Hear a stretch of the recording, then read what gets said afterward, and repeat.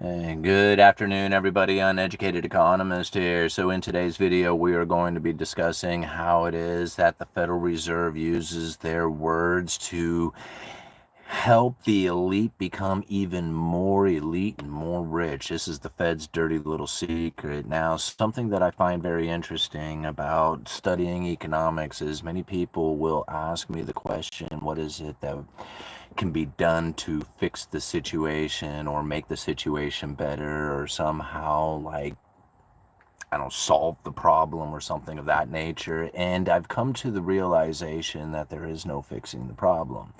The problem is literally within your own decision making, because the economy has evolved into something that is not repairable, or at least not repairable in the sense that people would want it to be, where they could go and find where their manufacturing job, or at least their decent job, is going to somehow provide them with everything that they need. And now we find the struggle is seemingly unrepairable or unachievable now, as far as what it would be like just years ago, like, our day jobs making it and being a good thing. But now we just don't seem to have that same environment, and it's very difficult to operate in. So just give me 1 second here, guys. Let me make sure, yep, the Wi-Fi is turned off. So as we start to realize that the Federal Reserve itself, just the existence of the Federal Reserve, the central bank system, will inevitably create inequality. So long as the central banking system is in existence, then we're going to find that the eternal struggle, right, of trying to create this environment that is going to be, or an economy that is good for everybody, it's going to become ever increasingly more difficult. Now, I'll explain why it is that the central banking system within itself is literally, it's not necessarily designed to be this way, but there's no other direction that the economy can travel when you have a central banking system other than that of inequality and concentration of wealth. The central banking system within itself inherently will cause this to take place. So as people ask, well, what is it that can be done? How do we fix the system? Well, you can't. We have a central banking system. There's nothing that can be done. You can tax the rich, you can give it away to the poor, but in the end, it's still going to create the inequality. It's still going to create the separation, and we are still going to have the problems that we face today. Knowing that the Federal Reserve uses their words to guide markets. And now most people will look at this differently. They will say the Federal Reserve is reactionary, they are data dependent, stuff like that. Nothing could be further from the truth. And really, this is how the Federal Reserve is able to achieve a lot of what it is that they want for their monetary policy, is because they have convinced people that they are reactionary, that they are data dependent. But they have already admitted time and time again that that is not what they are doing, and that they are using their words to project out there to the markets a certain belief or scenario, so that the markets will then interpret that information and then begin to behave in a way that is best suited for monetary policy.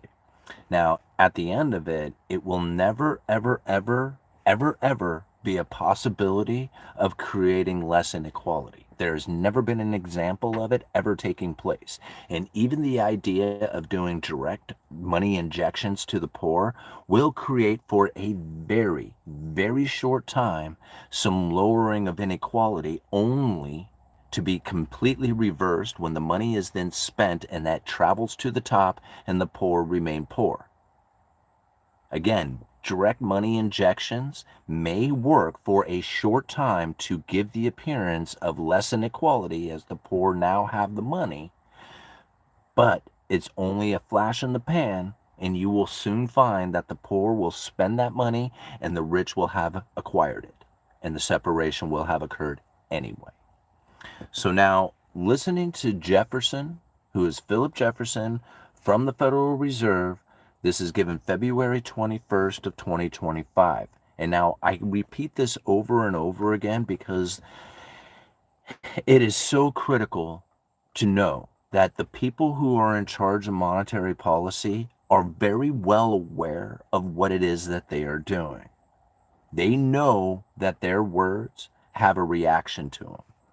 Using textual, this is coming directly from Philip Jefferson. Again, this is a voting member of the FOMC, the person, a gentleman who is a voting member of the monetary policy.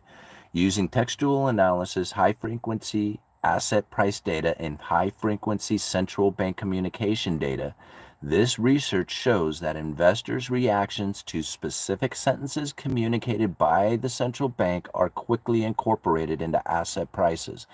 Now, if that ain't an admittance of knowing that their words have an action in the asset prices, I don't know what is. I mean, it just straight up said it. They know that the market's reaction to specific sentences that they use. I mean, you don't think they know what specific sentences they are? Of course they know, right? And they know exactly when to deploy them and how to deploy them. This goes on to say, policymakers know that their communications are likely to affect the course of short-term interest rates, other asset prices, and associated economic outlooks, resulting in an easing or tightening of financial conditions. See, this is where it's probably the most incredible part of this whole thing, is to understand that they can deploy words into the narrative, right, and using the mainstream media into the narrative that will then have an easing or tightening of financial conditions. They don't have to do anything, right? And this right here is the biggest Fed's little dirty secret, that they are using their words to alter the asset prices and to create easing or tightening of financial conditions. And really nobody knows this. Once you recognize it, you begin to see it. Think about right now how much deployment of information through the mainstream media, through the narrative, about interest rate cuts coming, right? This, Fed official wants 3, that one's saying it's appropriate, and the other one comes out and saying, I don't know if it's appropriate now, we still need to wait and see. And you have all this fear, uncertainty, and doubt about the economy, and then you have this belief that there is going to be interest rate cuts coming, and it's only a matter of time, and if Donald Trump had his way, he would fire Jerome Powell and put somebody in there who would lower interest rates. That in itself is a delusional concept, considering that Jerome Powell, the Fed chairman, is not in charge of interest rate adjustments. Right? The FOMC, 11 other voting members who participate in the discussion with 5 alternates and 2 advisors, these people formulate the monetary policy. When they come up with the strategy, the individual members then try to decide what it is that needs to be done in order to achieve that strategy. It's not their independent strategy that they are trying to achieve. It's a cumulative one that they establish together. It's called the consensus statement, the statement on long-run goals and monetary policy strategies. It's something that they put out every 5 years or so, and this statement is about ready to change. And what I find most amusing about it is that it's happening at the same time that we have all these Fed officials who seem to be switching roles and taking different positions at the Fed, including a shift in the Fed chairman. And this shift in the Fed chairman may come out very similar timing to the consensus statement, with people believing that it's part of the switch in the Federal Reserve leadership. The consensus statement, is already written. It's just ready to be deployed. And very few people know this. Very few people understand what the consensus statement is, or that it even exists. That's what's scary about it. I hardly find anybody who ever talks about it. So again, the Federal Reserve is using their words right now and their presence inside of the mainstream media and the narrative that has then been pushed out there that there's going to be promise of interest rate cuts. And what did we see start to take place within the mortgage market?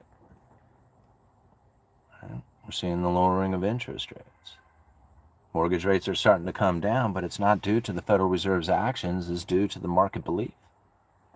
See, last time the Federal Reserve cut interest rates significantly, they cut it by a half a percentage point, 50 basis points. That was a huge interest rate cut. Mortgage rates went up after that. Quite opposite of the Fed's actions. See, so many people have this understanding of what it is that's happening within the economy that's essentially made up. It's delusional. It's artistic fantasies. Okay? See, the Federal Reserve and the adjustment of interest rates takes 6 months to a year before it impacts the economy, but the market perception is almost immediate. The Fed knows this. That's why they use specific words and sentences. Right? Using these specific words and sentences, they can then have the outcome within the market that they are looking for. So the more that we understand this, the better that we can now make decisions for ourselves, because most of the time we are looking at what it is that's taking place out there and we want to get blamed. Like, we want to blame politics, we want to blame banking systems, we want to blame all this stuff, and that's fine, you can blame it, but the point being is that there's going to be ever increasing amounts of inequality just simply because we have a central banking system. You don't have to blame anybody. You know that it's going to happen, regardless, period. Doesn't matter what kind of government you have. It doesn't matter what kind of banking system, rules or regulations you have. It doesn't matter. Any of that stuff, it really doesn't matter, because there is no example in history of a central banking system being in existence and not separating the rich and the poor. There's zero examples of that, because it can't happen. That's why there is no examples of it. So understanding that the issuance of debt and new money is going to be the new currency. When that new currency comes in, that debt issuance, when that comes into use, when it comes into the economy, the people do two things with it. One, they buy a luxurious experience and they send themselves to the bottom side of the wedge. They'll buy a new car, they'll take it out and go eat, they'll go on vacation, they will buy a car, they will do all kinds of weird, silly stuff with this debt in order to give themselves what they believe is what they truly deserve in their life, which is essentially a luxurious experience, and it drives them to the bottom side of the wedge.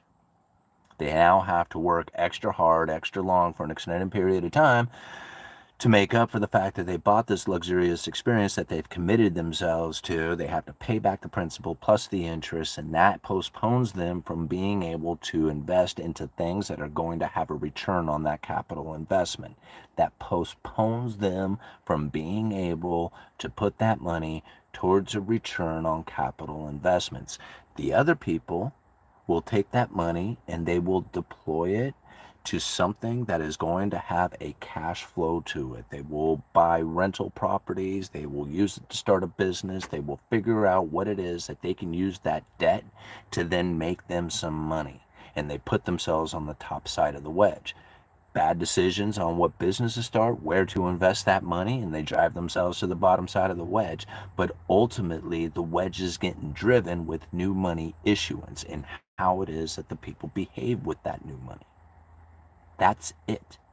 If you didn't have the new money issuance, then you wouldn't have these two opportunities: to drive yourself on the bottom side of the wedge by buying into a luxurious experience, or by buying into a cash flowing asset. The debt issuance would not be issued in order to provide you with the opportunity to do that. Instead, if you want that new money, you would have to go out there and produce and save. If you produce and save, then you could deploy that money to the return on capital investment, or you can save it for the future. Being in a producing, saving nation gives you the ability to then use a gold standard in order to have your currency. Because if you're a producer, saver nation, you can produce stuff, send it out there to the world, and the world can send you their gold. But if you are in trade deficit, where you are buying more than you are selling, like the United States, where we import more than we export, we're in trade deficit. If we were on a gold standard, what we would do is we would import stuff and export gold. People say, well, just produce it for yourself. We don't. We can't. If we were to produce it for ourselves, we would have to lower our standard of living. There is no reversal to this. I keep trying to say it. This is the Fed's dirty secret. Them being in existence will forever, so long as they're in existence, drive the wedge of inequality. There's nothing that can be done to reverse it. Literally nothing. All right. 15 minutes into it. We'll give it a few more minutes here. All right, how do I stretch my dollar? What you have to do is you have to deploy that dollar into something that's going to have a return on your capital investment, like dividend paying stocks. You could get it into Bitcoin, you can go into gold, you can go into silver, you can go into all kinds of different places. Just understand that once you remove yourself from the position of the dollar, you are in volatility, meaning that you may or may not retain the purchasing power of that dollar over the same period of time that you are willing to use it. Does that make sense? Like you buy the silver today and it goes down, you may have to wait 5 years and you're hoping to use it sooner than that. That's where I'm getting at, is that not always, if you leave the dollar, are you going to be in a position in which that you are going to be able to use it at the time that you were hoping for. You can deploy it into U.S. Treasuries, right, and get a safe and liquid return, safe and liquid asset return, right, and be limited on where it is that you go, and you can hope that you beat inflation. So there's a simple place that you could put it. Or you can start taking on risk, and that's essentially what you're going to have to do, because the dollar within itself is nothing that you can hold on to for any length of time. So how do you make it go better? You have to then think about it. How do I deploy my money into capital investments or some sort of speculation or something out there that's going to have a return? Because if I hold on to it for any length of time, I cannot guarantee that it's going to hold on to the purchasing power, because that's not what the dollar does. That's really what it doesn't do. All right, which Fed speech should I start with to get used to the language? I would start, honestly, I would start with Ben Bernanke's speech, Deflation and How to Prevent It from Ever Occurring here in the United States. Given November of 2002. Just Ben Bernanke's speech, November 2002, Deflation. You should be able to find it pretty quickly. Start with that one, internalize the information in it, understand the lower bound is zero, right? The lower bound being like the restriction for the Federal Reserve, and how it is that they are out of ammunition when they are at the lower bound of zero, and that they have to switch to using their words. And that speech was really predicting quantitative easing about 6 years before it happened. Like the speech was trying to say, hey man, we're trying to do our best from moving into quantitative easing. Anything that we can do to keep from going there, we're going to try and do. And then it didn't work, right? So they went into quantitative easing. The problem with this is that it's massive amounts of money printing, and anytime you have new money printer, you have separation from the rich and the poor. The only thing that would slow that down is like an all-out paying off of debt and no issuance of new debt. That means no new government spending. That means cutting back on all kinds of government subsidies, like, living assistance and stuff like that. Like all these things would have to be eliminated for a significant amount of time. And the pain and miserable experience that people would have to suffer through, they would never vote for it. They would never ask for it. And then they would actually kind of complain about it the entire time too. So there's no way that it can happen that way either. So no reversal. What's the worst way to the U.S. can collapse as a whole? What is the worst way? Bro needs a nap. Yeah, I kind of do. I kind of do. All right.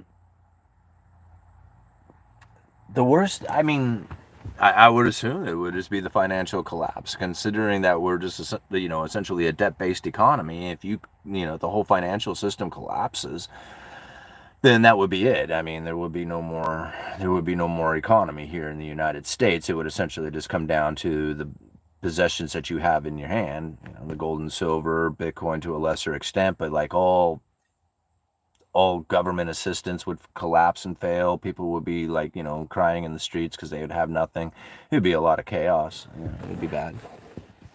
Well, how would that look like? I'm not going to really, like, to be honest with you, I don't really like sitting there just thinking about hypothetical disaster scenarios and stuff like that. There's really no benefit to any of that kind of thing, like what that would look like. What does it look like right now? How is it that you can take advantage of the situation right now?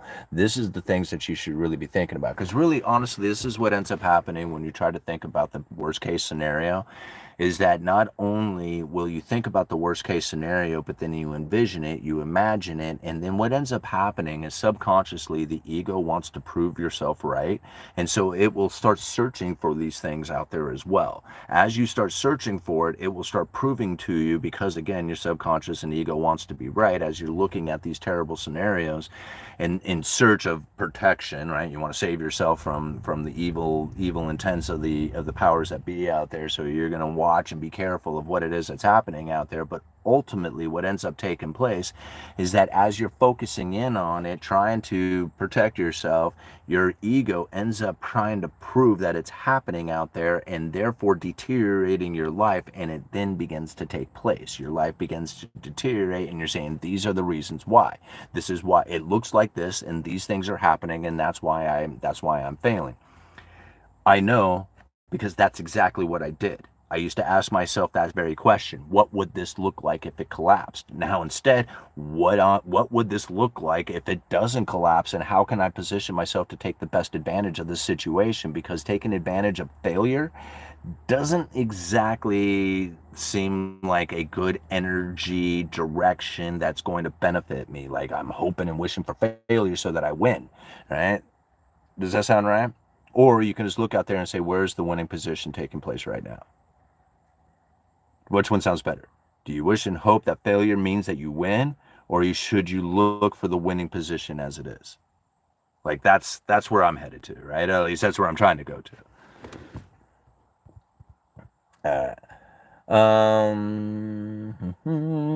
Long John, the bottom line is we don't want to see an economic collapse. You can both strong and rich. Be both strong and rich. Yeah. Holding assets and compounding is winning situation. Yeah, and that really seems to be the case. Like, I mean, a lot of people say, like, well, where do I invest? What do I do? And there's so many places. Like, there's so many things that you could do and you can invest in. And I try to tell people to invest in things that they recognize, understand, and know. Like, don't listen to some dude on YouTube who's telling you, hey, man, buy into this 3 times leveraged ETF stock because he happens to see it in his side of the industry. That's probably not going to work out too well for you, because you have to listen to that guy to get out. And you're not making decisions based on your own research and understandings. You're basing it off of the trust of somebody else out there who could, who can be completely crazy. So again, like, invest in things that you know and understand. And for me, like, it was easy when I didn't have anything going on. Like, the less I had, the easier it was. The more I get, the harder it becomes. And the hardest part about understanding this is that when you're in the beginning stages and you don't know what to do, it seems like you have to make the right decision, like, immediately. This $50, what happens if I lose it? And it was just like, that's a learning lesson. Take it as, like, in the beginning, I had a hard, difficult time with that. Like, saying, man, I'm going to throw $50 at something, and what happens if I just lose it? Right? Now, I don't think about it like that. I think, $50, dollar cost average, it goes down, I just buy more, stack up. Like, to me, it's like, it's not a big deal. But in the beginning days, it's difficult because it's new, and it's an experience that you feel scared about. And again, the ego wants to protect you, so they're like, no, man, don't put that $50 there, you'll lose it, but it'll be easy to go spend it down at the bar, so go down there, right? So start off easy, right? Pay off debt. If you have debt and you don't know what to invest in, it's your debt. That's it, right? That's the place that you go to invest. And so think about it as that. There's no better place to invest than your debt. Generally, you're going to have a hard time finding an interest rate that pays more than the interest rate that you're paying on your debt. Right? Let me say that again. It's probably going to be more difficult to find an investment that pays more in interest than the interest you're paying on your debt. So there it is, man. That's the investment. If you have debt, student loan debt, car loan debt, house debt, doesn't matter what kind of debt it is. I mean, maybe if you have an ultra low interest rate on your house or something like that, then maybe there's a lesser belief on paying off your house early, but that would only be if you're really being disciplined and putting that money towards the investment that's going to have a return that's beyond the low interest rate that you're paying on your house. So there is that, or if you're using your house for other purposes like renting it out or something of that nature. But other than that, there's no reason why you shouldn't be paying off your debt early in mass way. Like if you're getting money and thinking, man, where should I invest $1,000? And I say, do you have a credit card debt? And you're like, yeah, there it is. Boom, pay off your credit card. But all $1,000, boom, right there, gone. Right, easy enough. The more you do that, the faster you do that, what is going to end up happening is you're going to have this general belief and understanding of how it is that you deal with your money, and having put it towards the debt and paying that off early has put you in the mindset of not only being in the cash flow, meaning that I'm earning more than I'm spending, so I'm accumulating it, but then I'm paying off this debt, which is practice investing, because you don't have to think about where it's going. You just dump it right into the debt. And the moment that it's paid off, you're in instantaneous cash flow where you get to move that money into whatever investments that you could possibly want, right? Start off easy. If you don't know, save an emergency fund. If you don't have an emergency fund, great. Save up an emergency fund. That is the only time that you would ever really want to hold on to a significant amount of cash without any reason to put it anywhere else, is for the emergency purposes. 4, 5, 6 months worth of living expenses in case something happens, not a bad idea. Right? After you got that, you still don't know what to do with it, start buying some precious metals. It's the only thing that you can really get that's outside of a third-party claim. So if the banking system fails, government fails, whatever fails out there, silver has been valued for 5,000 years. There is no reason to believe that it's not going to be valued for another 5,000 years. So buy yourself into some silver, precious metals, get into those sort of things. Still don't know what to invest in? Start figuring out what it is that you can do to survive if the power goes out. Or if you can't or won't or shouldn't go to the grocery store, how do you survive during these times? Now, again, this is kind of falling back into like the conspiratorial mindset, but to me, it's not. Like my wife, she cans like you wouldn't believe. She has all the canning equipment. You can bring her just about anything. She will have it in jars, preserved, ready to store for years to come.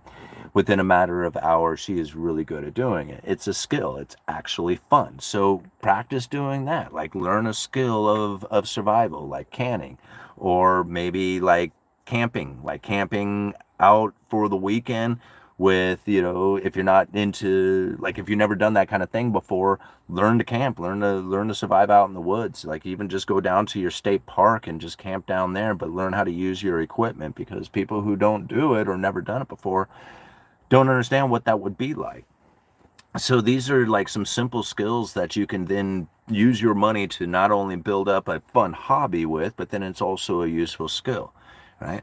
After that, after you've done all these things, you got your savings, you got your emergency fund, kind of thing. You got your silver stash, you got your, bug out things.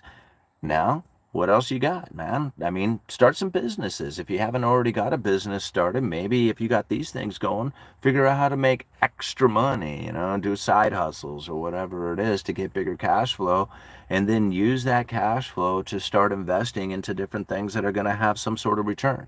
I mean, I got into dividend paying stocks. There's a lot of places that you can go to take part in like the real estate industry. You can buy into like real estate investment trusts and stuff like that. You don't actually have to be a property owner to take advantage of real estate.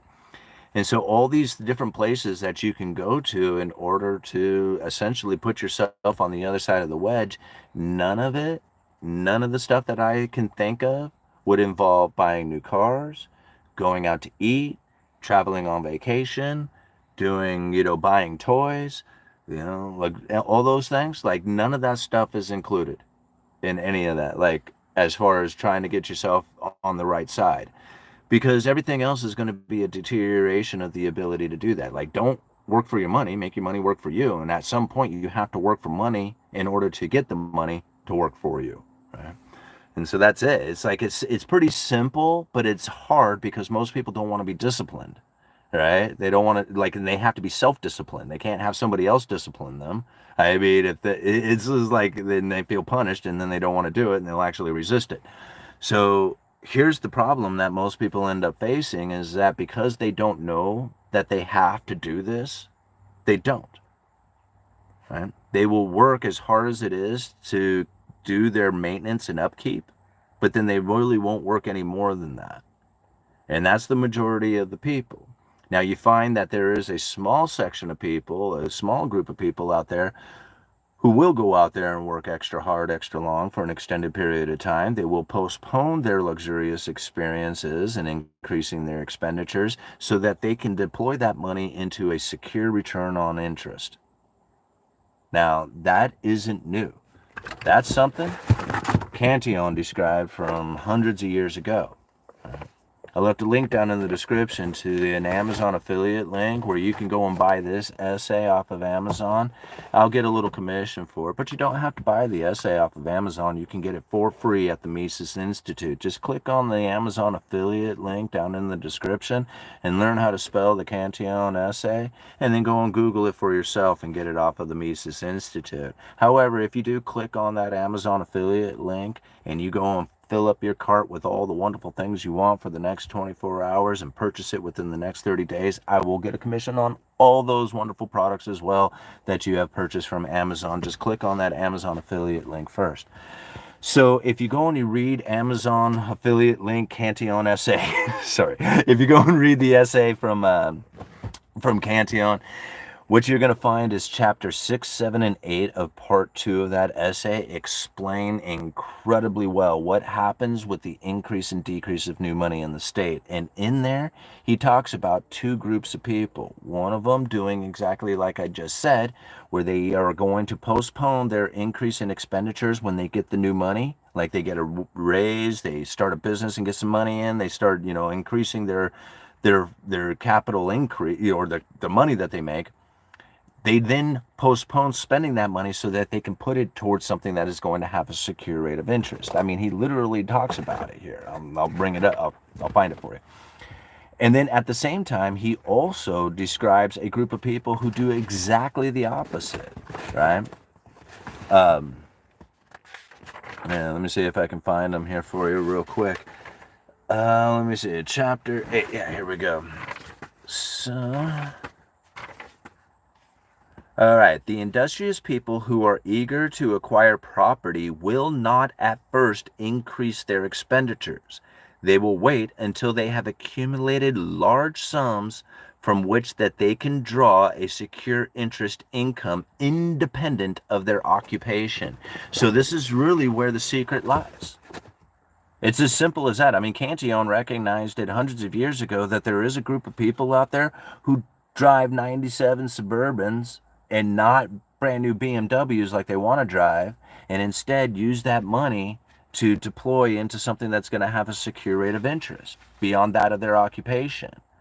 Now, that's a very small handful of people out there that actually do that. The ones that do are sitting in a position in which that they are able to pay their bills on time, and they're not stressed about what it is that they need to do as far as being able to make it through this world. They recognize cutting back on as much in expenses and increase the cash flow as much as possible.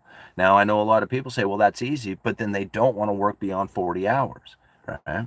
And this is where he brings up the second group of people. Let me see if I can find it here. All right.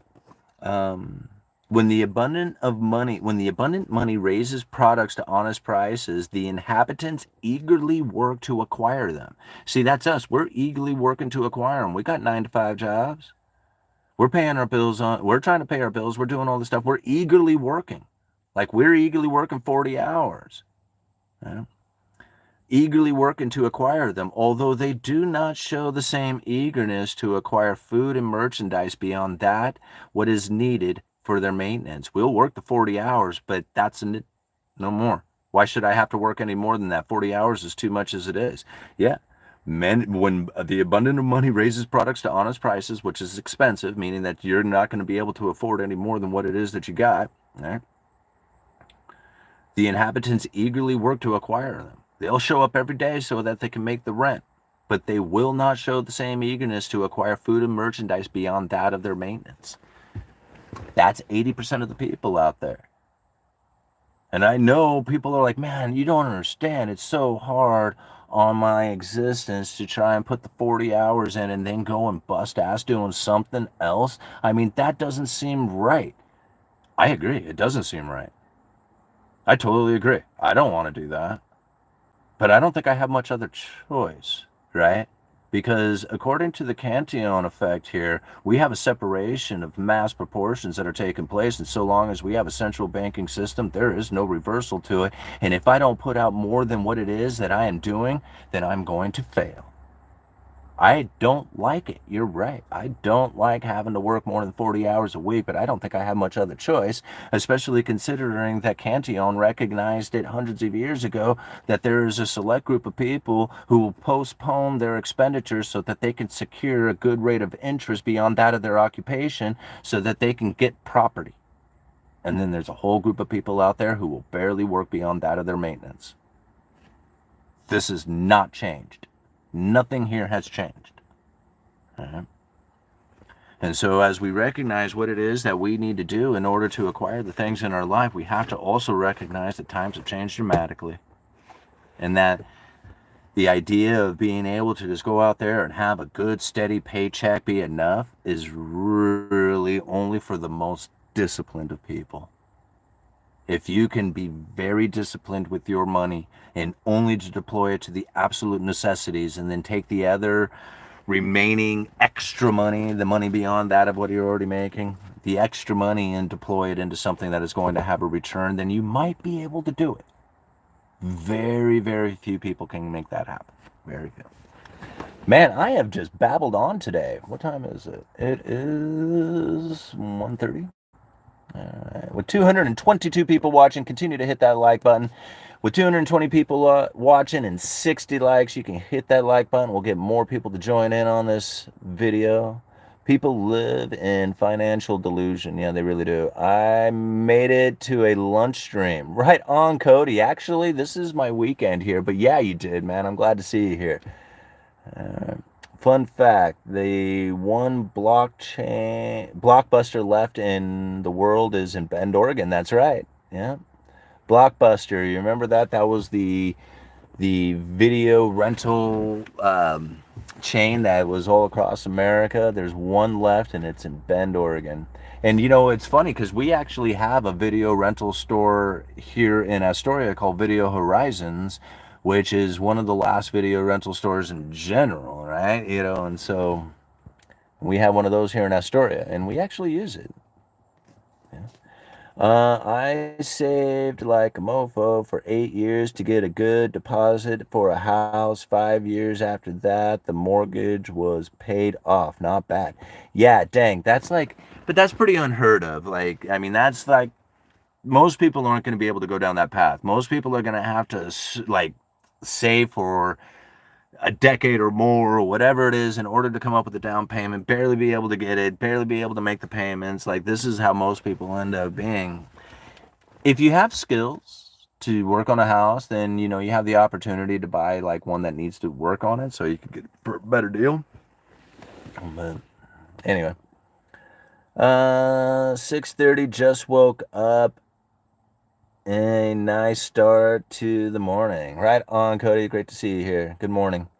I hope All-Nighter lowers the interest rate next month. Is All-Nighter going to be our new Fed president? Fed chairman, I mean. All right. I used to love going to the video rental shops. Yeah, me too. Or you can go overseas and get a house for less. American dream overseas. Yeah, but then see, people ask about that all the time, and they're like, yeah, you can just go overseas and get a house. And I'm like, what are you supposed to do overseas for money? Like, I don't get that. Like, I don't, like, how am I going to go overseas and make the money that, like, to buy a house? I mean, I guess if I had the money already, then you could go overseas. But if you don't have the money, then how are you supposed to buy the house? Like, even if you had the money to buy the house over there, what are you supposed to do to live? You know? All right, bring like $20 to a third world country and buy a mansion.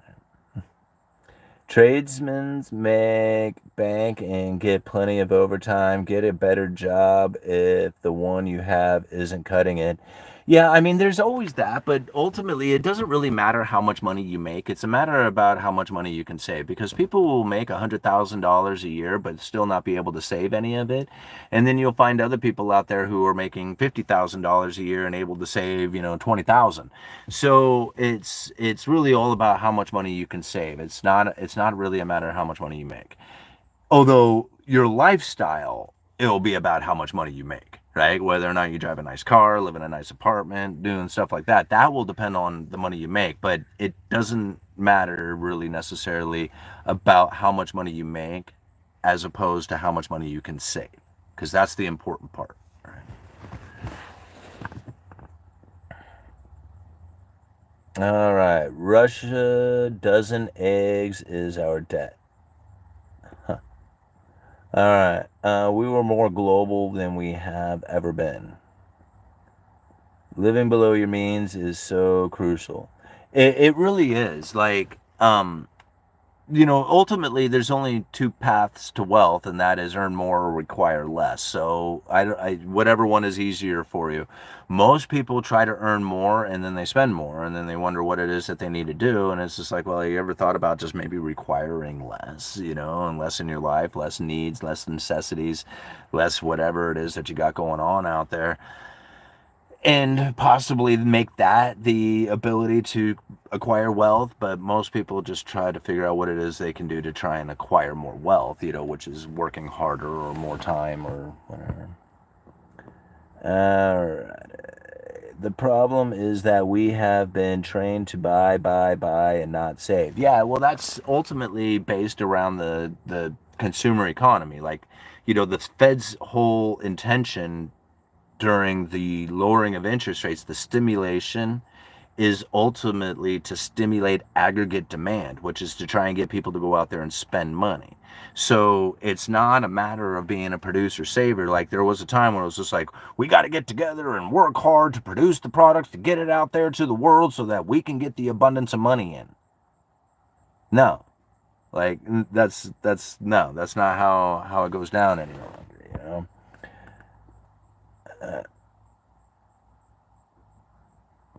And so, let's see here. It's all about, making purchases. I became a minimalist. I believe that paying for experiences these days instead of stuff. I had the stuff, please, or phase. I had the stuff phase, and I've moved on. To live below your means. A person needs to define their means. That's what few can calculate. Everyone wants to be wealthy, but works hard to spend.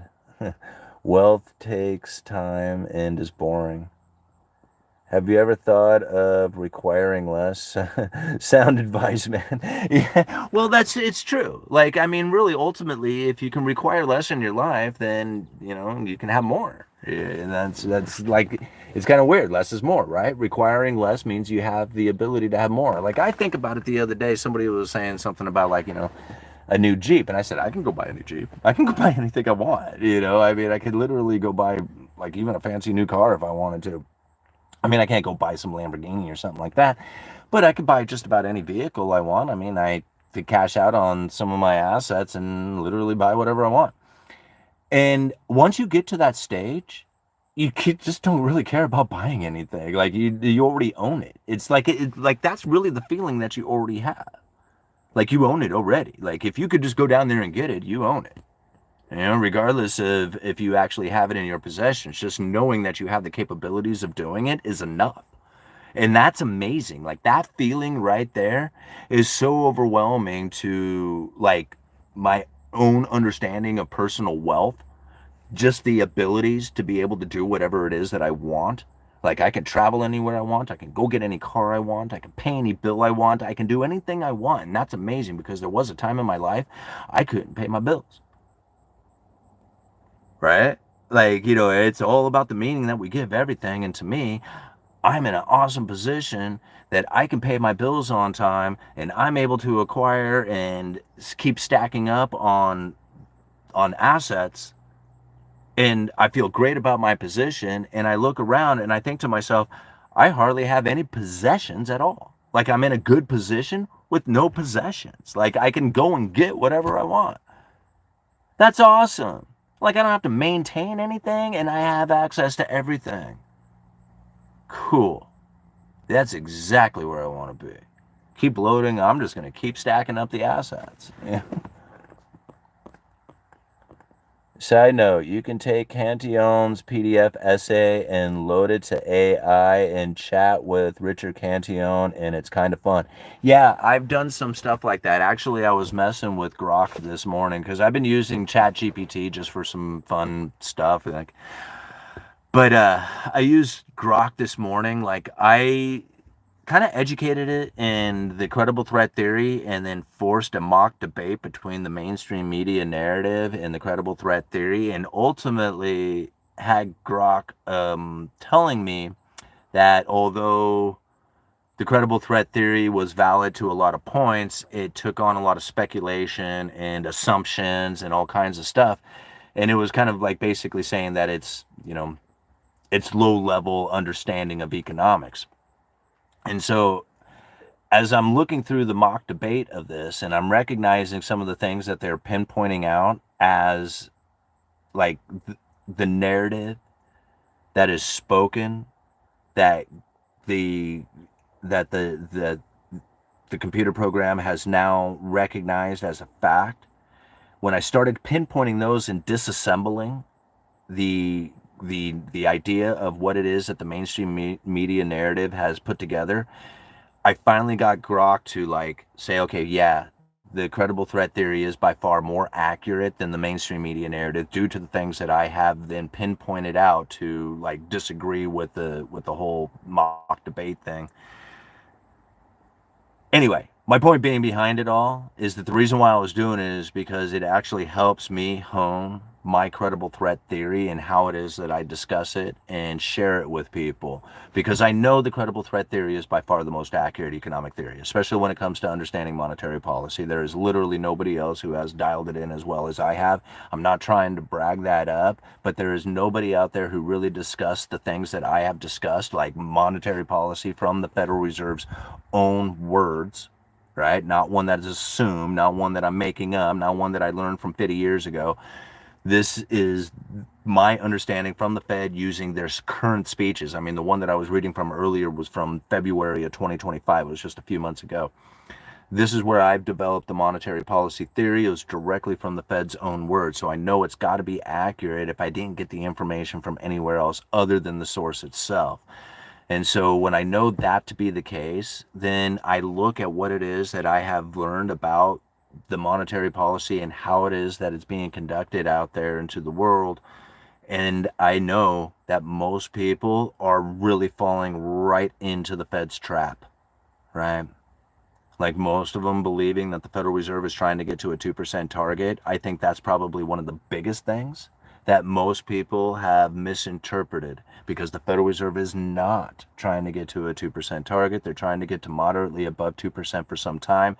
That's directly from their own words, not only through many different statements in the Fed's speeches that I have pinpointed and shared with you guys many times, but it is also directly from the consensus statement, the statement on long-run goals and monetary policy strategies. So when 99% of the people are seeing it wrong, I know that the uneducated economist and the credible threat theory is by far the most accurate one. It's just, there's nobody else who discusses the neutral interest rate, which is the whole premise behind the credible threat theory, is because the neutral interest rate had achieved or was very close to the lower bound. And when the Federal Reserve had achieved the lower bound of zero, they were not far enough below neutral to actually stimulate the economy. That was the major problem. Nobody discussed that. I'm the only one. All right.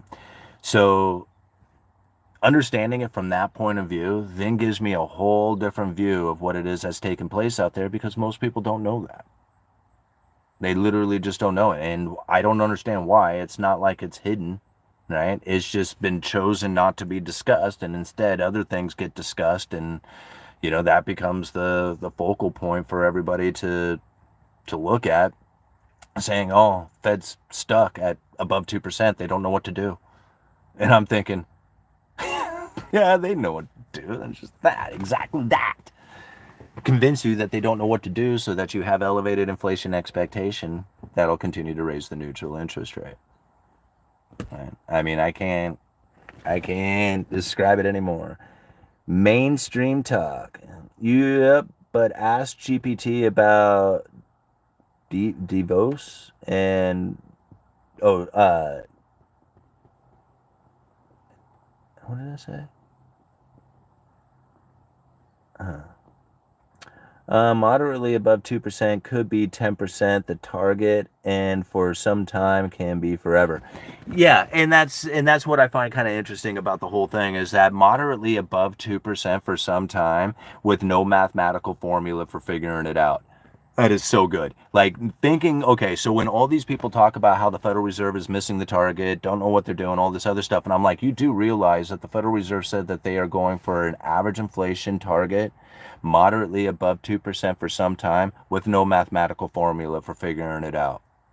But yet all these economists are going to come out and say, oh, the Fed is screwed up with their inflation target and everything they're doing. And I'm like, do realize that they don't have a mathematical formula for figuring it out? So how in the world could you possibly have one? Right? Like all these economists, all these YouTubers, all these people out there who seem to know what the Federal Reserve is not doing or whatever it is that they wanted to explain, doesn't have any clue that the Federal Reserve doesn't have a mathematical formula for figuring out average inflation targeting. Hold on. For those who are not believing that to be the case, let me bring it up here real quick so I can just kind of prove it to those naysayers out there that we go to Powell's speech given August 27th, 2020. August 27th, 2020, new economic challenges in the Fed's monetary policy review. It says here, to prevent this outcome and adverse dynamics that could ensue, our new let me read it back here a little bit because this is more important. We have also made important changes with regard to the price stability of our mandate. Now, this is talking about the consensus statement. That's what he's talking about, the change that he is just talking about to their mandate and everything.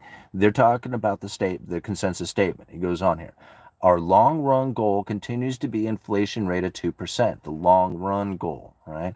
Our statement emphasizes that our actions to achieve both sides of our dual mandate will be most effective if long-term inflation expectations, remain well anchored at 2%. As long as you believe that it's 2%, that's why they keep saying it. They're trying to get to 2%, they're to get to 2%. 2%, because your long-term inflation expectations need to be well anchored at 2%. That's why they keep saying it over and over again. Mainstream media narrative, right? However, if inflation runs below 2% following economic downturns but never moves above 2% even when the economy is strong, then over time, inflation will average less than 2%. That was the problem that they were facing after the great financial crisis. And it was the problem that Ben Bernanke was trying to prevent from taking place when he was talking about it back in 2002, right? I mean, 23 years ago. Or at least 18 years before this speech was given, right? Because this speech is from a while ago. All right. Households and businesses will come to expect this result, meaning that inflation expectations would tend to move below our inflation goal and pull realized inflation down. Isn't that funny? Two different things. Your inflation expectation and realized inflation, right? Two different things. Inflation expectation is a self-fulfilling prophecy. Keep hitting that like button, everybody. In seeking to achieve inflation that averages 2% over time, we are not tying ourselves to a particular mathematical formula that defines the average. We are not tying ourselves to a particular mathematical formula that defines the average. So all these people who say that the Federal Reserve is missing the target, they're average inflation, they don't know what they're talking about. They're literally babbling on nonsense because they are not understanding that the Federal Reserve has no particular mathematical formula for figuring this out. That's what's so mind-blowing about this whole thing. Like the whole mainstream media narrative is 100% wrong. It's so sad to see. I mean, I'm glad that the people who follow me here on this channel have internalized this information, because they're probably making some pretty good choices for themselves. Thus, our approach, this is back to the speech, thus our approach could be viewed as a flexible form of average inflation targeting. Our decision about appropriate monetary policy will continue to reflect a broad array of considerations and will not be dictated by any formula. He reiterated it. Like, literally said it again. We are not tying ourselves to a particular mathematical formula, and the considerations will not be dictated by any formula. So all these people who think that they know the formula for the Fed's inflation target are wrong. They can't possibly have one. If the Fed doesn't, the monetary policy makers don't have one. How could these people be making one up? They can't. They're just delusional. They're just making stuff up because they sound smart. They're talking about the way the Federal Reserve used to operate. They are not getting it. That is the majority of the people. That's why I constantly come out here and share this information with you. The credible threat theory is by far the most accurate one. You know?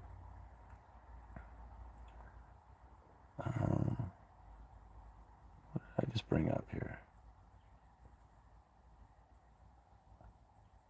Oh, I just stumbled across. This is a really good one. All right, this is really good because this actually is proof of how it is that the credible threat theory works. And this is, again, directly from the Federal Reserve itself. This is their dirty secret right here. This is like the dirtiest of dirty little secrets, right? If they had one, they were like sitting in the back going, oh, man, we really got them. This is it right here, okay? This is their creepy, dirty little secret. All right. This is a speech coming from Richard Claretta. I don't think he works for the Fed any longer. I think he's retired or something. Anyway, May 21st, 2020. This is U.S. Economic Outlook and Monetary Policy. Now, very interesting thing that he had to say inside of this. This is talking about the lending facilities during COVID stimulus. So, like, when they told everybody to go home, don't work, don't do anything, and then they deployed all this stimulus. The way that they did it was through lending facilities. Now, typically, the Federal Reserve and the Treasury would not be able to use these lending facilities, but because of unusual and exigent circumstances, they were able to deploy a particular rule that allowed them to then use these special purpose vehicles, which is an entity that is separated from the Federal Reserve and the Treasury. They funded this entity with hundreds of billions of dollars and then used that to backstop every corner of the financial markets. And there was a bunch of these different types of lending facilities.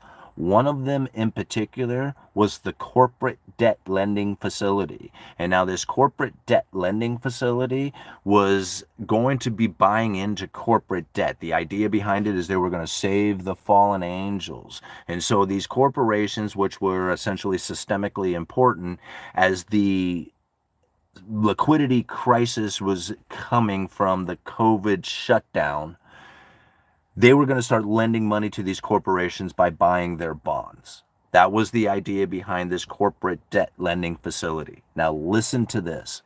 Since March 17th, the Federal Reserve Board has announced the establishment of no fewer than 9 new facilities to support the flow of credit to households and businesses. These are those special purpose vehicles, those corporate debt lending facilities, or the lending facilities. These programs are authorized under emergency lending powers granted to the Fed under Section 13.3 of the Federal Reserve Act and are available only in, quote, unusual and exigent circumstances and with the consent of the Secretary of Treasury. So again, without COVID, these things would not exist. Simply would not be there, right? Couldn't use it, right? They had to have the unusual and exigent circumstances taking place. Goes on to say, I think you will agree that today we face circumstances that are both exigent and unusual. These facilities are supported with money invested by the Department of Treasury, drawing on appropriations of more than $450 billion authorized by the Congress in the CARES Act, Coronavirus Aid, Relief, and Economic Security Act. for specific purpose of investing in Fed programs to sustain the flow of credit to households, firms, and communities during the coronavirus pandemic. So they set these facilities up because everybody was like, hey man, my business is slowing down, my work is slowing, all this crap is happening here. They got all these facilities set up so that they could provide loans to backstop all the different corners of the financial markets, right? And this was going to provide a flow of credit to household, firms, and communities, right? That was the whole idea behind it. With these facilities, we are providing a bridge by stepping in and supporting lending throughout the economy until the recovery takes hold. These programs are designed to offer a backstop source of funding to the private sector. And here's the important part, here's the ticker, and this is the best part.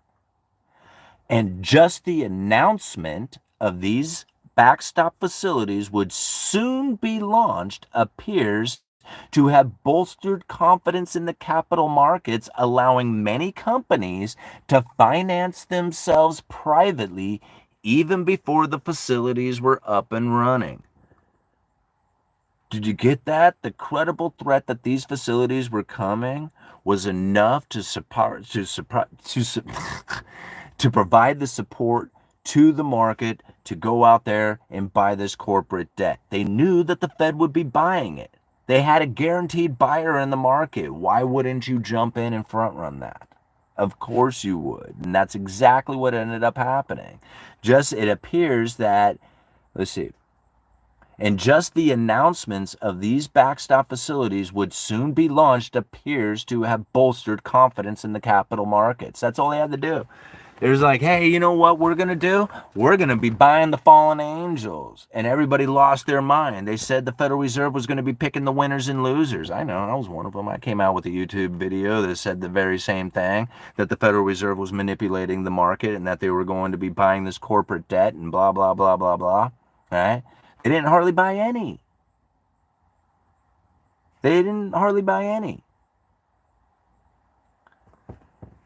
Yeah.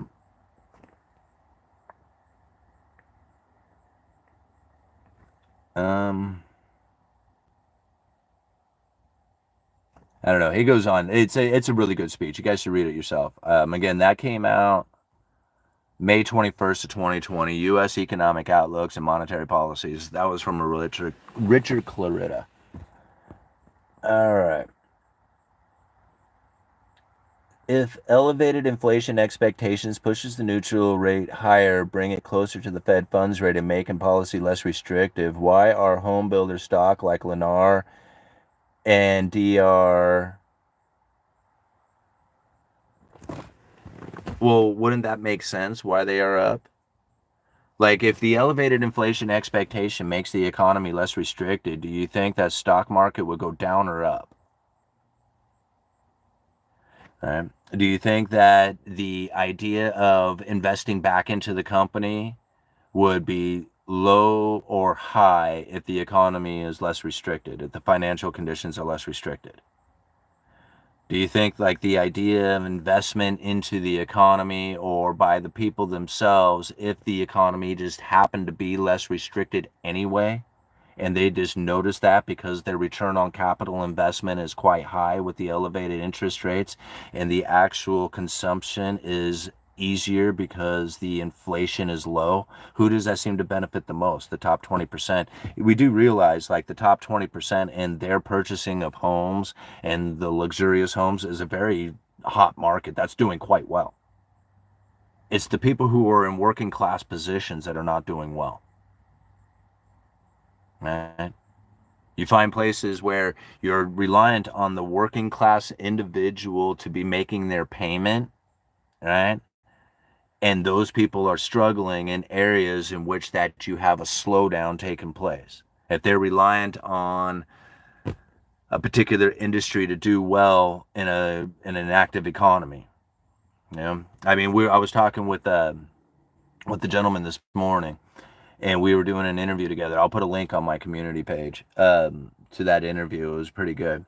But he was talking about like Las Vegas and some areas in like Florida and all this other stuff where the housing market is like churning dramatically and foreclosures are rising dramatically. And I have to think to myself, that doesn't seem to be appearing anywhere near where I live. I wonder why the difference is. And I got to thinking, it was like, well, I don't have a whole lot of working class individuals here who are buying houses. People who are buying houses here are retirees, remote workers, hospital district workers. It's not people who are flipping burgers and working down at the lumber yard. Those aren't the people who are necessarily buying houses around here. So if we have a slowdown in the economy and those people start losing out on their work or hours and stuff like that, it doesn't necessarily impact the housing market here because those aren't the people buying houses. But it will impact places of areas like Vegas who might be reliant on the tourist industry, and if you have less tourism going into Vegas, then they're not going to be able to make their house payment, and there's a bunch of them who suffer the consequences of that. That's region to region, right? That's not a general view of the entire economy. We are looking at different housing markets doing completely different things that are happening here, right? Now, why is that it's not the same across the entire nation is because, again, the economy is now flipping into two different economies, right? You have the top 20% and then you have the bottom 80%. See, there was a time that where they would get the bottom 80% to do something. You can get the bottom 80% to participate in the economy by lowering interest rates. By lowering interest rates, you could get the people to go out there, buy houses, cars, go on vacation. And now that was pretty typical for the average working class individual over the previous, say 20 years ago plus, you go back a ways, and this was pretty common that if you lowered interest rates, these sort of activities would happen within the economy. But ultimately, what was taking place there is that when they would lower interest rates, what you would end up having is, yes, people would buy houses, cars, go on vacation, but then you would get corporations, businesses to start investing. They would invest in equipment, buildings, hiring people, and that hiring of people would get more people working, and more people working would get more people spending, increasing aggregate demand. That was the point. That was what the Federal Reserve was attempting to do by lowering interest rates, is to get more people working, spending that money into the economy, increase aggregate demand, inflationary pressures would start to come from it. This is how the Federal Reserve would typically operate. But they found after the great financial crisis that failed. They would lower the interest rates all the way to zero. Unemployment fell to historically low levels. At the end of the Obama administration, all the way through the first Trump administration, historically low unemployments, and failed to produce an inflationary scenario as a result of it. Now it's a problem for the Fed. They have an insensitivity to inflation, has an insensitivity to low unemployment, which is a problem for the Fed if they were actually trying to get an inflationary scenario. So now, being a problem for the Federal Reserve at the dropping of interest rates, not able to spark that aggregate demand within the people, because lowering interest rates doesn't really lower the unemployment to the point that it's effective in an inflationary scenario, right? Lowering unemployment didn't create the inflation that they were looking for. Now they realize, man, that bottom 80%, there's really nothing that we can do with them to create the economic environment that they are hoping for. Like, you can lower interest rates all you want. They're debt saturated. They're not going to borrow the money to spend into the economy in any kind of significant way, right? And lowering interest rates doesn't lower unemployment anymore to create the inflationary scenario. Like, the bottom 80% is essentially worthless to the Federal Reserve. There's nothing that they can do for them. There's nothing that the people can do for the Fed, and there's really nothing that the Fed can do for the people to make the monetary policy effective. So instead, they focus on the 20%, the top 10% especially, right? I mean, especially the top 10, but the top 20% are doing like 70% of the consumption. So now, if you could get the top 20% to increase their consumption, you're getting 70% of the consumption increase by messing with the top 20%. You think about it, in like the 90s, the top 10% of the household incomes did like something like 30 something percent of the consumption. They did like 35% of the consumption. Now they do almost 50%. The top 10% do almost 50% of the consumption. Like, that's 80% of the people doing the rest of the 50%. So now, if you just think about it, just kind of, well, if it makes sense, it doesn't make sense, but if it's the fact that top 10% are doing 50% of the consumption, the next 10% after the first 10 are probably doing an additional 50% of the remaining consumption. So this is where I come up with the idea that the top 20% are most likely doing somewhere between 70 and 75% of the consumption out there. Where does the 80% fit in? Like, you could double your, like, how are they going to get you to double your consumption to match that of what the top 20% are going to do? They can't. You won't. You're not going to do it. There's no way in the world. That's why you just no longer matter to them. And I know it's sad. I don't like saying it outright because it just sounds so negative, but it's the fact. It's just the reality of it. And once you recognize it for that, now you can do something about it.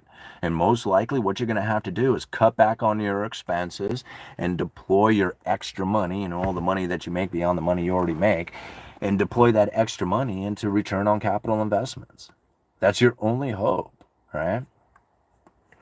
Or you can wish and hope and pray that a politician will come in and fix it.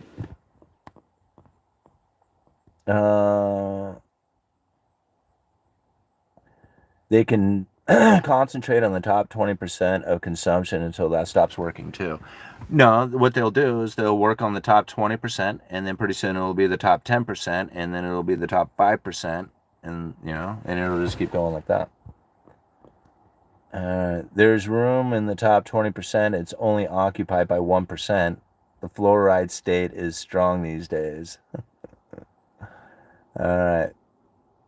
Base scanner on the way. Resistance is futile. Chipped like livestock.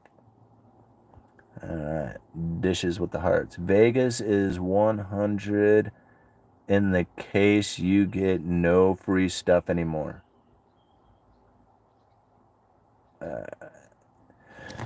Cool. You guys have fun with this live stream. We're going to keep it. I think we're done here, right? I mean, we really kind of broke this stuff down pretty good. It's, the credible threat theory to me, like, I don't know of anything else that is going to give you any better understanding of the current situation we are in than the credible threat theory. And having built it up here on this channel over the course of the 5-6 years that we have been slowly piecing this thing together to eventually get to the level that we are now, understanding this the way we do, I know has given people the best opportunity for positioning themselves, because it's the one that actually is not accusing, blaming. It's the one that has reason behind it. It's the one that's logical based, right? And it doesn't make any sense because it's all about gaslighting. But once you see it and you recognize it, not so bad. All righty, guys. You're awesome. Thank you so much for being here. Thank you for hitting that like button. We got 115 likes, 189 people watching. There's a bunch of links down in the description for you guys. Go and check out my community page. I'm going to leave a link to an interview that we did earlier this morning. It was really fun. Great discussion. And I think you guys will get a kick out of that. Maybe for the most of us, there is nowhere to really spend money that makes you happy to spend it on anymore. Well, okay, so when it comes to being happy and spending money, I don't know if those two things, like, I think you can get a short-term pleasure out of spending money. Like, you get some experience or, some kind of toy or whatever, but that's generally short-lived. I don't know how in the world money buys happiness, because really it doesn't. It can buy a short-term moment of, like, experience, which I think some people kind of relate to being happy. But really, I think that's more of like just a joyful thing that they're really enjoying, at the moment.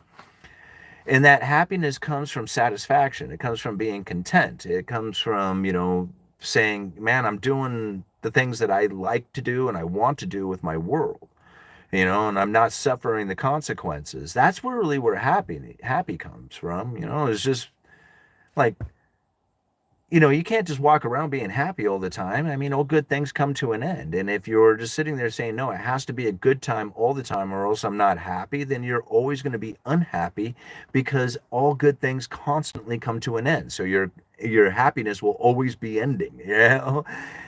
I just don't look at it that way. To me, it's all about like, am I doing it right? Am I in the right position? Is there something I need to change in my life that I don't enjoy? I mean, those are the things that really lead you to happiness, is being content with your world and being satisfied with your experiences and knowing that you're doing the right thing, knowing that your family is, healthy and, getting educated and, going in the right direction and got the love and support that they need. And those are the things that make you happy. Like the lack of money can make you unhappy.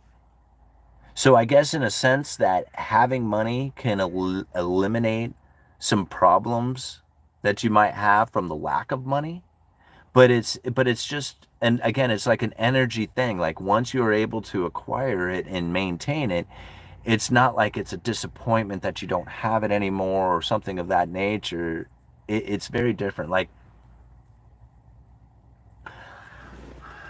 here, maybe I'll talk about this real quick before we end it. Where are we at? An hour and 15 and 172 decided to stick around. You keep hitting that like button and I'll stick around for a little bit longer.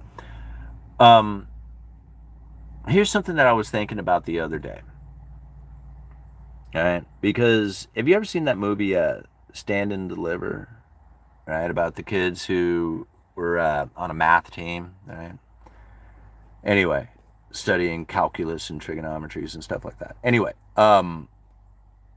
in that movie, I remember him saying, a positive times a positive, or I'm sorry, a negative times a negative equals a positive. And I always thought that that was really odd. Like, and like I'm not, like I know a little bit of math and stuff, but I always thought, man, how can a positive times a positive be anything, or how can a negative times a negative be anything other than a negative? But a negative times a negative equals a positive. And so I got to thinking, like, is this work in like reality? Like since we all carry energies and everything is either a positive or negative energy, then there must be something out there with the energies that you can carry in relation to the other energies out there that either create a positive or negative experience, just simply by putting these energies together. So if you add negative energy to more negative energy, you're just going to end up with negative energy, right? Because you're adding negative energies together. But if you take a negative energy and you times it, multiply it by a negative energy, because negative times a negative will equal a positive. Now, to me, I thought, man, how in the world could this possibly be? Like, how is it that I could look at a world and think about it in a way that says, okay, a negative multiplied by a negative will end up with a positive? Now, I thought about that for just a second. I was thinking, well, what if I was in a position of being homeless? This is a pretty negative position. I got this negative homelessness. Now, what's caused this homelessness? Like, I can have people tell me all the time, dude, it's your, maybe if you got off drugs, maybe if you got a job, maybe if you did these things, all this other stuff, right? So they add all this negative, right? Which doesn't help the situation, because now what I do is I take that and I say, well, these are the reasons why I'm on drugs and all the other stuff, right? It's combating. So here's the homelessness, and somebody comes up and has this idea. They want to be helpful, useful. They say, hey, man, here's the problems that you face. You're on drugs. You're not educated. You're a lazy bum, whatever. And that adds and compounds to the negative. So now you got even more negative out there. But now if you're the homeless person, you say, man, I'm homeless. This is the negative that I have. Why am I homeless? Well, I'm sure the drinking doesn't help. And I'm sure, being lazy and not doing anything or educated or, doing the mad behaviors or whatever it is that I'm doing. And you start thinking about all these things. These are multiplied together to create the homeless. Well, once you recognize them, you start eliminating it. What ends up happening? The positive is a result. So now I thought about this for just a second. As most people try to express the problems that are occurring within homeless, drugs, mental health, all these other stuff, they're actually adding to the negative, right? They're adding to the negative. Instead, what has to happen is the negative, the homelessness, has to be recognized by the individual, right? And saying, man, the homeless is compounded, magnified, multiplied, right, by all these other negatives that I have in my life. By recognizing that, they almost immediately eliminate, unless you want to add to the negative, right? You'll add more drugs, more mental health issues, whatever. But if you recognize that these are the things that have multiplied in my life that create this homelessness, now you can start eliminating those things out of your life and create the positive experience. The person on the other side of it can contribute to this simply by being supportive without judgment. Because the moment that you put judgment in there, hey, I will support you, here's some money, right? And then if they take that money and they go buy drugs, oh man, you did wrong. So you just added negative into their situation. By simply be supporting with no expectations of a result whatsoever from it, you can add the positive into their life. Otherwise, it's a negative. You might be the same action, right? You hand them the money, but if you hand it to them with an expectation that they're going to do good by it and that they don't, you're going to create a negative. It's literally handing it over with zero judgment or expectations of them doing anything other than whatever they choose to do with it. And with that, you can add positive into their life. Otherwise, it'll just be adding negative, no matter what you do. All this help, all the help that all these cities do and all this stuff, they throw all this money out there and they're like, oh, but they destroyed this and they screwed that up and they wasted that and all, and like they have all these complaints about how the money got spent. They literally added more negative into the situation, making it worse. And so I don't know if I'm necessarily explaining this in the way that people can receive it, but to understand that everything has a positive, negative energy to it, and you can add to the negative energy, okay? Or you can add positive energy. You can overwhelm with positive to the point that it just like simply overwhelms the negative, but it will not provide any kind of significant positive, as it will always be right at the very edge. The only way to create the positive is to literally recognize the negative, eliminate it. By eliminating the negative, the positive has to fill the void. I mean, there is a neutral, but most likely it's going to swing one way or the other. And so recognizing this as the problem, like literally people helping with expectation makes the problem worse. That's really where it comes in. The moment that people begin to help without judgment, without expectation, that's the overwhelming positive. Helping people to recognize within themselves the issues that they need to deal with, their drugs, their mental health issues, whatever problems that they are facing that has put themselves in the situation they are in, that's multiplying the negative times the negative, right? These are the negatives, which creates the negative homelessness. When you do that and you recognize it and you remove these things, it's nothing but positive that can fill the void. Like there might be another negative that comes up, but then you really want that to happen, right? You take this negative away and another negative shows up. Good. Let the negative show up, right? Because the more you get rid of the negatives, the more opportunity for a positive to flow in. Positive times a positive equals a positive. A negative times a negative equals a positive. A negative times a positive equals a negative.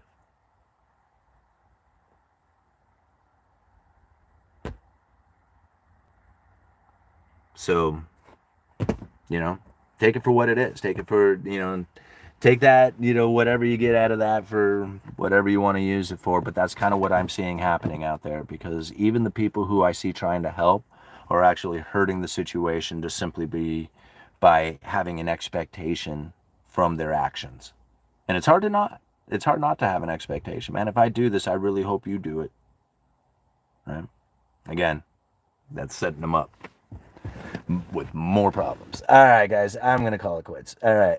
The homeless need a pot and shroom bread and strength to overcome addiction, depression, so they can get jobs and be productive. Seriously, I'm dead effing serious, and I ain't wrong. Pot and shrooms last supper. Well, I guess that's, Oh, thank you for the $5 super chat. Cornfed11, happy to give you money because we don't live in lack. We appreciate, we appreciate your inspirational talks. Anybody else want to chip in to the wealth effect? Hey, thank you so much, Cornfed11, man. I really do appreciate the $5 super chat and all the support everybody has ever done for the channel. I mean, it's just, it's awesome to have something like this in my life, because there was a time in my life where I didn't think I was going to have anything at all, you know, and I didn't think there was going to be anything I could do to provide any kind of decency for my family, you know, or anything like that. And now I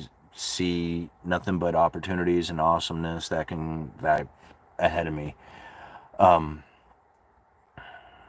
Again, I can't thank you guys enough for all of it. Another question, so he won't leave. Good stream, man. Yeah, you bet, Jeff. And I'm glad to see you guys here. I mean, 161 people watching with 136 likes. Thank you so much. Bad vibes have a ripple effect. They can. Be thankful for everything. Yeah. Positive, positive, positive, nothing but positive. Yeah, and I mean, again, I don't think it's always has to be positive. Like, the negative can be there. In fact, I think it's okay. There's going to be negative, like it's just the opposite of the positive energies, and there's energies in everything out there. And positive, negative energies, I don't think there's necessarily good or bad intent behind either of those things. It's literally the meaning that you're giving it. I mean, even a pile of negative can actually be a good thing if you just give it the meaning. Hey, we got this pile of negative. Which is the first one we have to deal with? Hey, it's awesome. Once we deal with this, it'll all be over, right? And it won't be any more negative. So, like, actually looking for the negative in a lot of ways can be somewhat useful and helpful. It was just like, what do I got that's negative in my life that's holding me down? Maybe I should clean the truck up. That would probably make me feel better. I got some, you know, I got a few garbage bags in here from my lunch. You know, I got these paper bags, and, you know, I got a few wrappers here, and I got this empty can. You know, I clean all this up, and that's kind of negative stuff, and I eliminate this negative out of my life, and there's going to be a positive fill that comes from that. Truck will look cleaner, you know? Chicks will dig it more. A negative towards shrooms, ushers, and negative energy. Well, here's the thing, Dusty, and I understand that you have your belief in everything that comes to shrooms and how well they do. I live in the Pacific Northwest. Psilocybins are a huge thing up here, right? There's a lot of people who dose. And microdosing and dealing with depression, I've heard a lot of great things about it. People tell me it's a very powerful medicine that's working out very well for them, especially with the PTSD and stuff like that. Not trying to deny it one little bit. Now, not to brag it up or even like to admit it, but I've done shrooms myself. But we didn't do microdosing, we were megadosing. And I can honestly say that I don't have any intentions on ever using it for any medicinal purposes, and I don't care how depressed I get. Right? That is not something that I intend on ever using or doing. Other people out there, hey, good luck to them. Good on you, whatever, man. I mean, you know, whatever works for you, and I'm not trying to, you know, judge or anything else, like no judgment whatsoever, right? But when it comes to my own personal being and everything else, I am not doing that.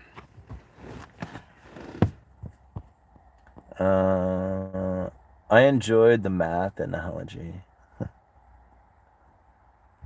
Negative issues and dealing with them make us stronger. Absolutely, they do. Drugs are a luxury, and we know what happens when you dive into luxuries. That's right. That's a good way of putting it. Succeed wrong with wrong.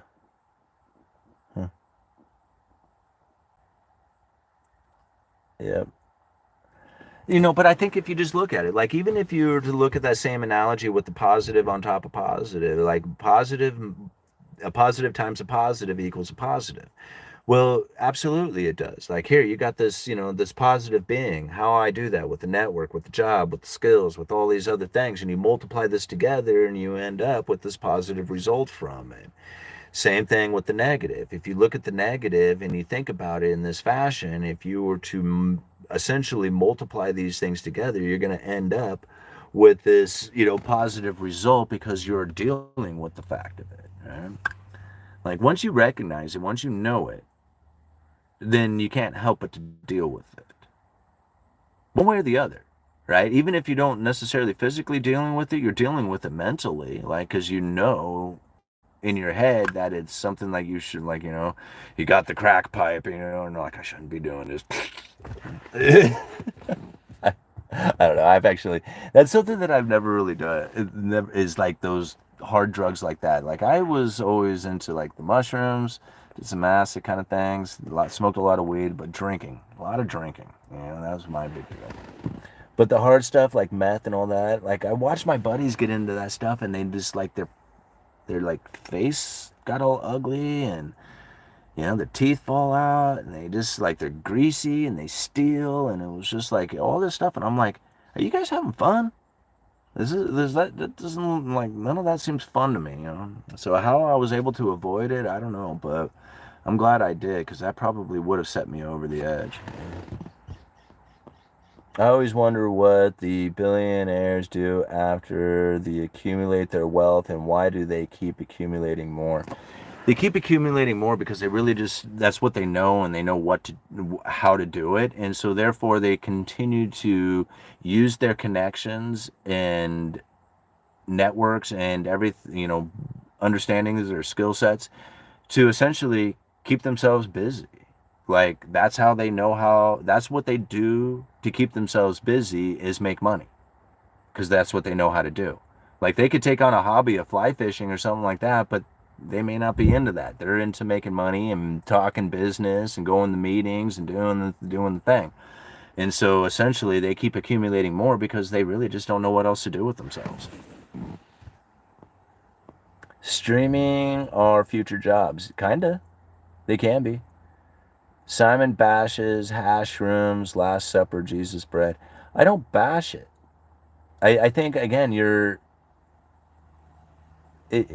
well, Dusty, then, I mean, sorry, bro, but if my opinion is going to be that upsetting to you, you need to interpret things into a new meaning, because really somebody else's opinions shouldn't piss you off like that, okay? I mean, I recognize that within myself. Like sometimes when I get pissed off at a comment or something like that, I'll go out and I was like, man, why'd you do that, man? That was triggering. What was it that they said that triggered you from your past that got you to result in that kind of behavior? Because that's ultimately what it is, right? Like I didn't try to deny the medical use of it, right? I'm just trying to say, me personally, I'm not going to go down that road. And if you have a problem with that, and you have a problem with me making personal decisions for myself, I think you have to internally look at yourself and wonder what it is that is really your feelings about this, right? Because it shouldn't have anything to do with me. Oh, look at this, Dusty. See, now, here's a good example. Actually, I'm glad Dusty's kind of bringing this stuff up, because he's really getting into it right now. Right? You're a hater of the people that access the divine presence. Evil AF. Just saying. Right? So, again, this is a good example. Right? It goes on, you're arrogant AF daily. Right? So he continues on. And this is essentially the same energy that people carry with them that holds them back, right? They blame other people for not thinking in the correct way, right? You don't think like me, so therefore you must be wrong, right? And therefore you're evil. You have evil intent behind your belief systems. And this is a prime example of it. This is what's wrong with generally like the left-right paradigm view of politics, is something very much along the same lines. Because you think this way, I'm being damaged, or the people are being damaged. My belief system and what it is that I hold in my own thoughts, and expressed out here because of a conversation that we are having, but essentially the way I am thinking for myself is somehow damaging the external out there, damaging the people. And this is, again, a lot of how politics ends up blaming the other side of it. If you have internalized information or a belief system in which that somebody else or an external is your problem, you will ever have a problem. You will accuse people of being evil and having malintent or something of that nature, because literally you cannot take the situation and judge it for yourself as my problem, right? It's their problem. They're evil. They're the reason. They're the excuse, right? It's always on this external. And I know, because I did this exact same thing. See, I'm not mad at Dusty right now because I know the frustration levels that he carries, because I used to do this exact same thing, right? It was the problem that I had faced that held me down, that kept me from actually succeeding. And when I thought about other people and their misunderstandings of the situation being my problem, I finally had to realize now it's my meanings that I'm giving this situation that is the problem. And once I changed the meaning behind it all and said these people and their actions and their behaviors are not the reason why I have a problem. My problem is because of my own personal decisions and my thoughts. That's where the problem truly lies. Right? Again, you think about it. Here it is. I'm saying for my own personal use, I do not want to use this sort of medicine in order to deal with my problems. Dusty has a problem with that. Isn't that weird? Like, if you're telling somebody you need to go and drink alcohol so that you'll chill out, does that seem appropriate?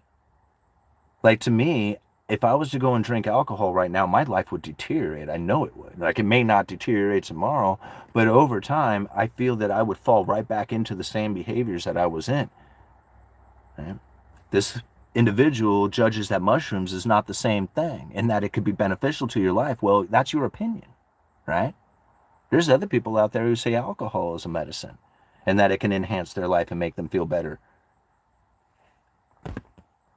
Just saying, right? Don't blame me because I have an opinion. Don't get mad at me because I'm an external factor inside of your own personal being, right? Don't blame me for being the external. Blame yourself for the internal and the meaning that you have given it. Then you can figure out how it is that you can respond to the world so that you can see the world that you really want. Like, I don't look out at the world and see a negative world. I see a positive world. I see everything I have in my world is awesome. I don't have a negative view of the world. I see negative things at times. I mean, you can't help but to, right? But my world and the future and everything about it is a good one. Be arrogant if you want, Simon. Don't eat mush. Don't eat shrooms. Dusty, look at this. Like, I think you're actually proving my case pretty well, bro. I mean, that's all I'm saying. I mean, I think people are actually recognizing it. Your heart is full of arrogance. Shrooms would purge the arrogance out of your heart, which would be nice. Then you wouldn't have listened to you be arrogant. Huh. That's pretty interesting, isn't that? Like, I don't think anybody is actually, like, I mean, I don't know. I mean, I don't know. How many people are agreeing with Dusty? How many people agree with me? Hey, I mean, here it is, Dusty saying, hey, go do drugs. If you don't do drugs, you're a jerk. You're an asshole if you don't go do drugs. And I'm thinking, no, I want to get off of drugs. I don't want to have any mind-altering anything going on. If I could get off of caffeine, I would, right? And that's like my next thing that I really want to get off of is caffeine, because I don't want to be in a caffeine-based consciousness. And so, to me, trying to get away from all these things, all these mind-altering, all the mood-enhancing or whatever, getting away from all that stuff, to me, is a beneficial thing. And to be accused of being an evil intent or arrogant because of that, because I want to get away from those things, to feel better about my thoughts and the feelings of my environment and all that other stuff, I don't know why that's a bad thing. Like, to me, it's just like, that's not arrogance, you know? All right. No, I think that's a good thing to I think he's giving us a good example, right? He's saying stop, falling into Dusty or whatever. And I'm thinking, no, this is a good example because this happens a lot to people, right? It happens a lot when people are dealing with their family or, maybe coworkers or something of of that sort of nature is that they have to understand that the external is not their problem, right? It's not the employee, it's not their family, it's not any of that stuff, right? None of that stuff is the problem. The problem is an internal one. And I think this is a great way of recognizing it and knowing it.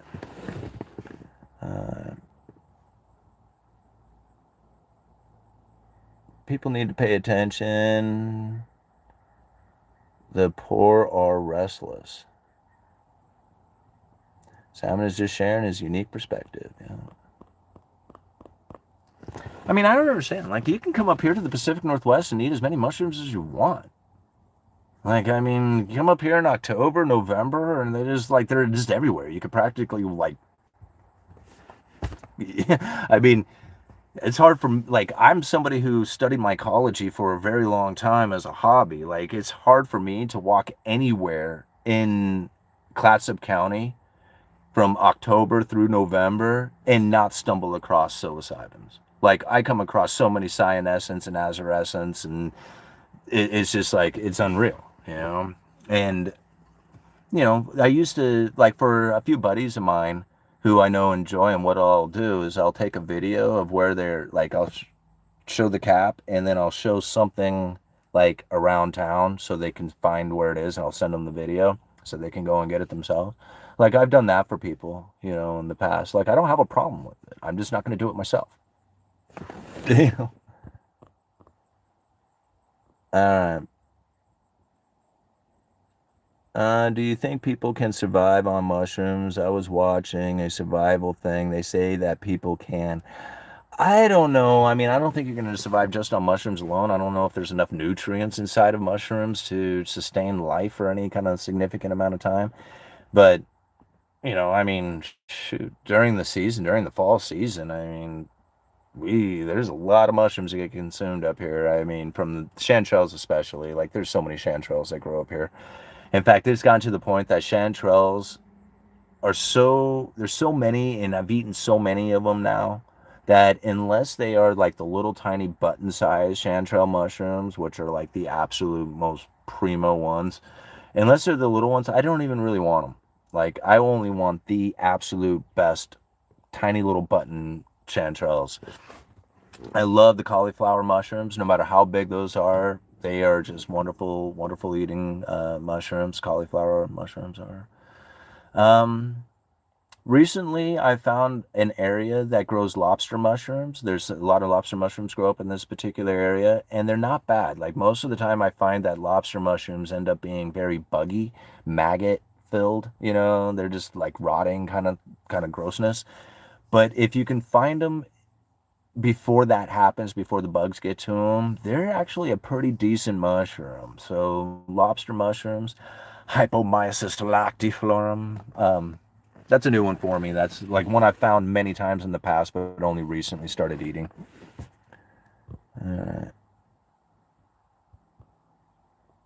All right. I can survive on mushrooms if they are combined with spaghettis and meatballs and garlic bread. Yeah, absolutely.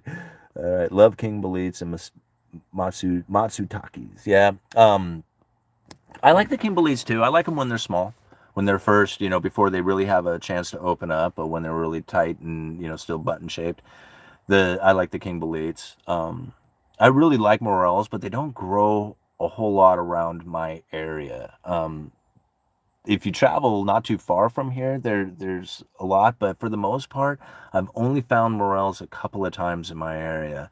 But I really like morels too. All right. I like chicken of the woods and summer oyster mushrooms.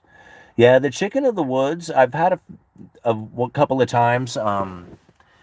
What we ended up doing is we found, because it's a shelf mushroom, chicken of the woods is, so you'll find it kind of growing on, like, on the side of a stump or something like that, and it's a shelf, so it grows out from the side of a stump or whatever.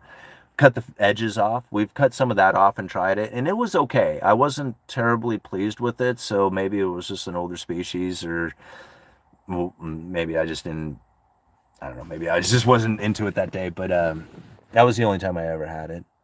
Just don't mess around. Called Lion's Mane. Grasshoppers. Eating cicadas, really? Yeah. All right.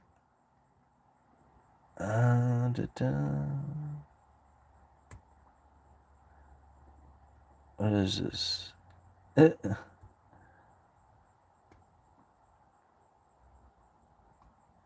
Janet Yellen uses them. You read about it. All right. Oh, deja vu. I like truffles. Yeah, a friend of mine actually had this big compost pile that the kids brought. Like, they brought her like this little ball that they found inside the compost, and I'm like, whoa a minute, that's a truffle. She cuts it open, sure enough, and it was a pile of them. I couldn't believe how many truffles she had. In fact, she had somebody from like the, I don't know, like the college or whatever, come and check it out too, because she had such a great patch of them. All right. Do you think UE will suffer higher energy prices? Do you think the the EU, um, because of Russian sanctions, the European Union, the EU, or is UE going to suffer with higher energy prices because of the Russians? Yeah, probably. I mean, a lot of energy comes out of Russia, so I can only assume that that's probably going to end up reflecting a lot of the energy prices out of there. But just like anything else out there, once you find like one supplier is cut off, then the other suppliers start to find, room to come in. How much that actually affects or to what price level, I mean, that's anybody's guess. I mean, it could be quite big, but in the end of it, I mean, most likely what you will end up finding is an equilibrium of some sort from other suppliers of energy.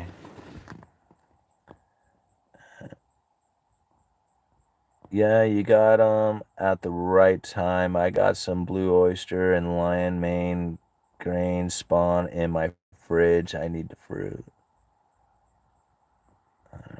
Okay, guys, this was fun, but I'm gonna go.